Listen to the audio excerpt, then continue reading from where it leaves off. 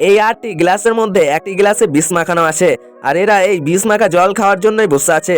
আসলে এটি একটি গেম, আর 8 জনের মধ্যে যে লাস্ট অব্দি বেঁচে থাকতে পারবে তাকে দেওয়া হবে 100 কোটি টাকা। আর তারা বিষ মাখা জল খাওয়ার জন্য উৎসাহিত হচ্ছিল।